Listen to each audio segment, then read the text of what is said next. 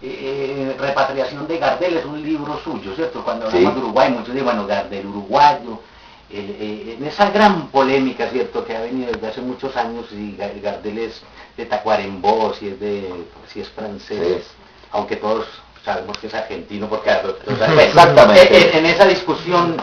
Lo que dice Reinaldo es así: si uno va a ubicar a Gardel artísticamente, no hay ninguna duda que la patria artística de Gardel es la Argentina. Esto está por la discusión.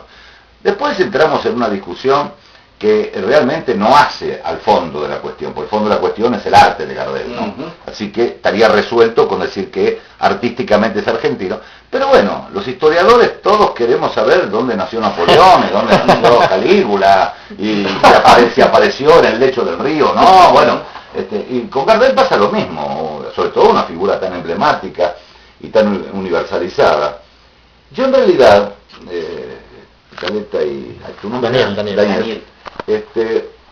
No me había propuesto escribir este libro. Mi idea, yo empecé a escribir un ensayo que era cómo es que Gardel encontró al tango. Porque Gardel empezó realmente siendo parte de un movimiento criollista, un movimiento nativista, para decirlo con las palabras de entonces, que se había formado precisamente para contrarrestar el ingreso de culturas foráneas que nos llegaron después de que, bueno, no voy a decir, tendría que hacer un poco de historia argentina.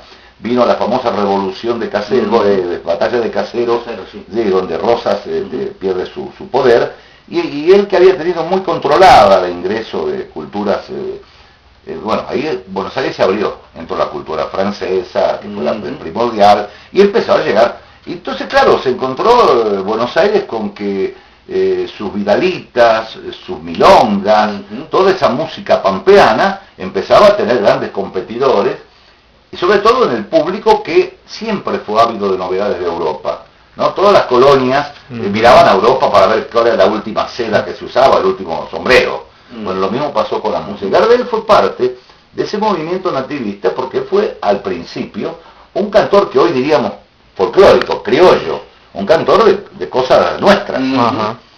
Entonces, conversando un día con un gran amigo, ya falleció, un hombre talentoso, era sociólogo, pero además sobre todo las calidades intelectuales y morales propias, Mario Friero Pombo, a quien siempre lo recuerdo.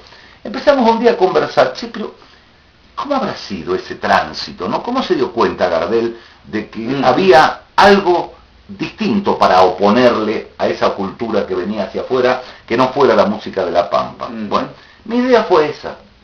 Cuando yo empecé a recoger información para hacer el ensayito ese, empecé a ver documentos que no se correlacionaban.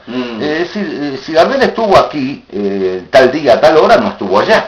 Claro. ¿No? Y esto me encontré con un montón de datos contradictorios. En muchos de esos datos eran declaraciones del propio Gardel. Entonces ahí me picó un poco la conocida, yo sabía de los libros de Ávila y toda la discusión. Entonces dije, voy a ponerme a ver a dónde llego con esta investigación. Que quizás haga mal decirlo con alguna inmodestia.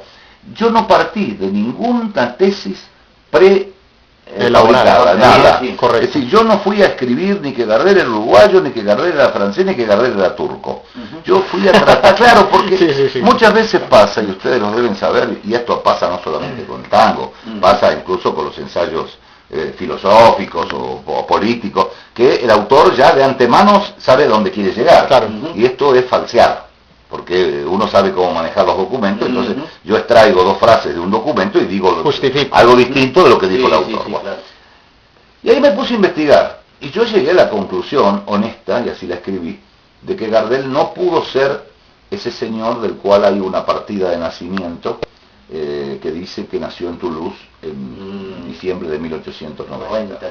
Y no lo pudo ser porque él mismo, entre tantas otras cosas, pero él mismo ha hecho declaraciones que habría que haberlas profundizado en su momento. Por ejemplo, él alguna vez declaró en la revista, en el diario, Noticias Gráficas, un diario que ya no sale más, creo que fue en 1931, que él había trabajado de jovencito. Su primer contacto con el teatro, con el arte, lo tuvo porque él era Claquer es el que aplaude. Corte de aplausos. Bueno, allá había un señor que regenteaba una claque bastante importante, se llamaba Luis Giglione, tenía por seudónimo el Pata Santa, porque tenía Rengo. Sí. Y los porteños son muy cachadores para ponerse sobrenombre, ¿no? Bueno, resulta que un día encuentro las memorias de un fundador del teatro argentino, un uruguayo, don Pepe Podestá, José Podestá, de los hermanos Podestá, y escribe un libro que se llama 50 años de vida teatral. Y ahí encuentro que Luis Giglione había sido clac de los Podestá, pero hasta el año 1895, cuando Giglione decide dejar de ser clac para transformarse en productor. Entonces mi pregunta es, pero ¿cómo un momentito? ¿Gardel que de 4 años o de 5 años iba a ser aplaudir? Era medio raro, ¿verdad? Claro. Bueno, así encontré una cantidad de datos.